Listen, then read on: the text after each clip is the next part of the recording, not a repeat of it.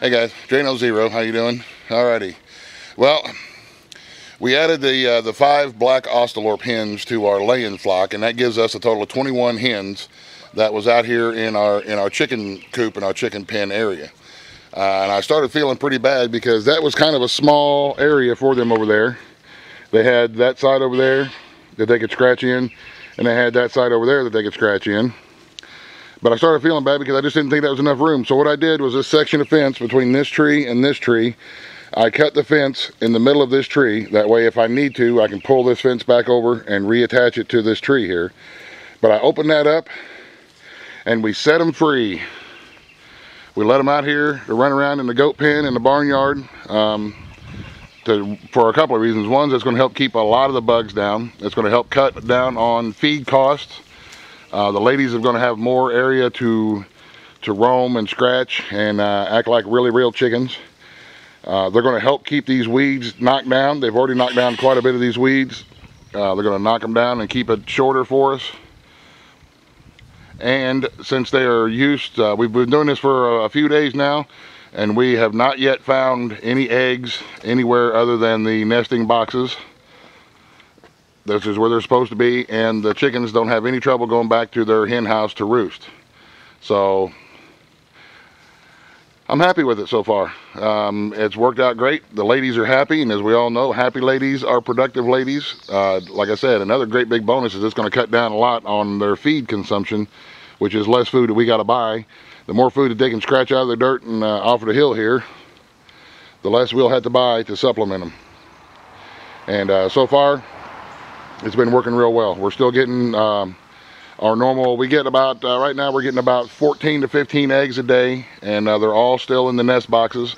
I don't foresee any trouble finding any eggs where there shouldn't be eggs up there on the hill. And even if we do, every once in a while find one, that's all right. So there you go. Chickens live, man. We liberated the chickens. We liberated the ladies. Hi, Chickie. Are you happy, Chickie? Are you happy, Chickie? So like you say, there we go. We've got, somebody asked me what kind of breeds of chickens do I have. This here is a straight Rhode Island Red. Excellent bird, very good at laying. Then we have right there, that is a white Leghorn.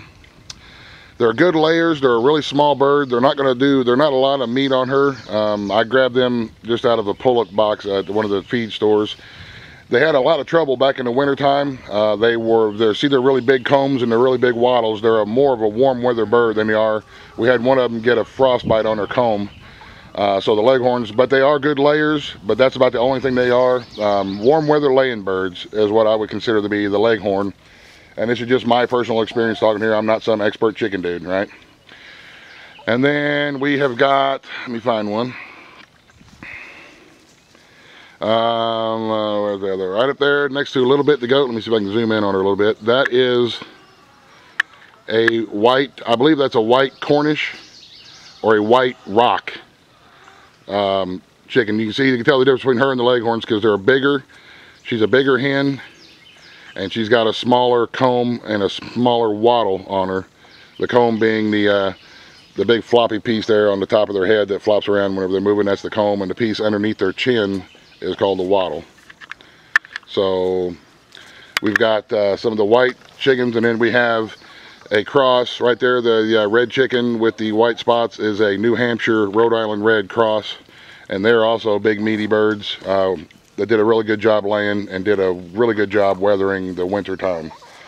So, and last but not least, we have up there on the hill, let me see if I can get them in the camera here, our black Austalorps, which stands for Black Australian Orpington. Austalorp is an abbreviation or an acronym or a synonym or whatever the hell that crap's called whenever you put two words together to make one. Black Austalorps, as far as my understanding is, they currently hold the record for laying hens. They had a hen that laid 364 eggs in 365 days.